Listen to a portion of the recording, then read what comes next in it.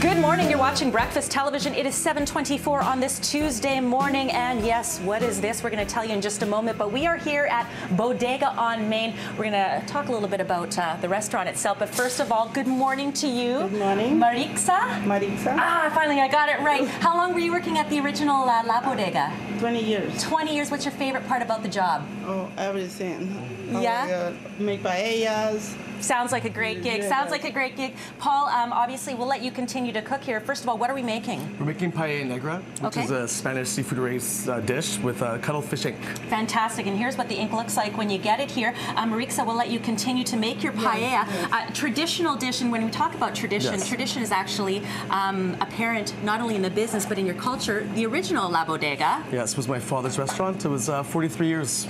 It was in Vancouver. It was established in 1971. Fantastic. And now here we are at Bodega on Main, and your background is Spanish. Which is Spanish. We're from Madrid. And so when we look at something like a paella, that is quite traditional. That is a traditional dish, yes. But the ink? The ink is typical of the Mediterranean. The Italians use it, the Greeks use it, but it's a little twist on the classic paella. So what kinds of seafood have we put in there? We put some mussels, clams, squid, and we're adding some langostinos. Fantastic. Now, for anyone that's looking to make paella at home, I mean, the squid ink, is it very easily accessible if they were looking to do this? You can buy it at your local Italian markets, Trophies, Bosa. A basic traditional paella would be what? With saffron rice, so it'd be a yellow dish. But we use the same stock, which is a lobster-based stock, but we add a bit of the cuttlefish ink. Fantastic. Well, you know what? We're going to let this continue to cook. Here's what the finished dish looks like. We now have your chance to win, by the way, a $100 gift card for Bodega on Main. Drop us an email, contest@btvancouver.ca, subject paella. Hold on, Russ. You know I got to taste it. Look at this. You know you want it. That dish looks big enough to share all the way around the room here, Don. Be sure to bring one of those back. This was quite spectacular. Also, the fact the Bodega brand back in Vancouver. Exactly. 43 years on Howe is La Bodega. Here we are at Bodega on Main. And Paul, we're making croquettes with Marixa. What's in here right now? This is sauteed onions, Iberian ham, milk, flour. And now we're going to put in a little egg wash and some breadcrumbs. So let's walk through the process here. So we take a little bit here, Marixa, just like this. Yes, you take a little bit. And do a little roll. Rolling. So go like that. Okay, just like this. Yes. And then what? And they put in the egg with milk. Okay. Okay. So that's a basic egg wash, right? And okay. the breadcrumbs. And the breadcrumbs, and just like that. Yeah. And then it eventually gets deep fried. So I'm going to let you continue to make those. That was easy. And what a nice little share plate. Of course, we know Spanish tapas. Yes. Very traditional. What exactly is a tapa? A tapa is, this is from south of Spain. It was used to cover a glass of wine with usually a piece of bread so that your flies didn't fly into the wine. And there you go. And it's the perfect way to eat because it's small portions meant to share. What do you have going here? We have the gambas al ajillo, which is sauteed garlic prawns, with a little bit of chili.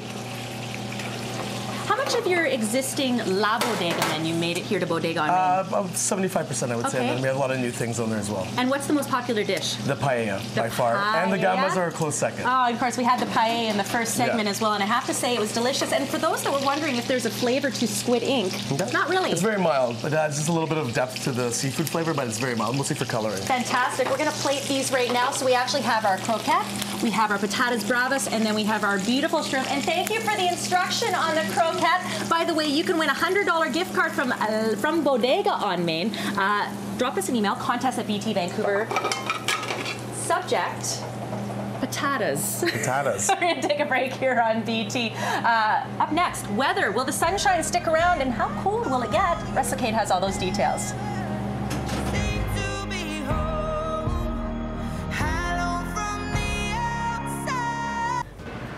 Well, here at Bodega on Main, I can already tell, perhaps my new favorite place. What do we have here, Katie? That's our house-based sangria, the original recipe from the old Bodega. Ooh, very nice. So for anyone that was at the old Bodega, which by the way was on Howe for 43 years, you got this good standby. What were you making before the break? This is the Bella, so it's a sherry-based cobbler with blackberries, fresh lemon juice, simple syrup, and topped with cava. Ooh, sounds delicious. Okay, let's make our newest drink here. What is this called? This is the Gato Loco, the Crazy Cat, and it's got Antigua formula, so it's a sweet vermouth.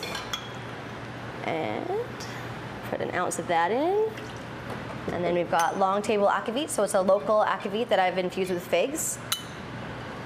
Put I like the idea of infusing, and for anyone that's looking to infuse something at home, do you literally just put the ingredient in the alcohol and let it sit for how long? Yeah, well, I'm hoping for it to get a sous vide machine, so it will only have to sit for about an hour. Right, that'll save a lot of time. Otherwise, it does take time. You just have to be patient, right? Yeah, about a week I leave it in there for. Excellent, what's that? And this is orange cream bitters from Bittermans. So it has a definite orange flavor to it as well, but it balances off with the sweet vermouth and the akavit, which is quite a strong alcohol. Excellent. And then finally... And then this is a Spanish orange liqueur. Do you use a lot of Spanish liqueurs and ingredients in your cocktails? I've been trying to use more and more and learning as I go. So. Yeah. And I guess you gotta test it out to see what the people at home or people that are making their way here like as well, because you would have, I would assume, some traditional drinks like your traditional sangria, but then, I mean, obviously as a mixologist, bartender, you're always thinking about what people might enjoy and what you like. Yeah, switch it up.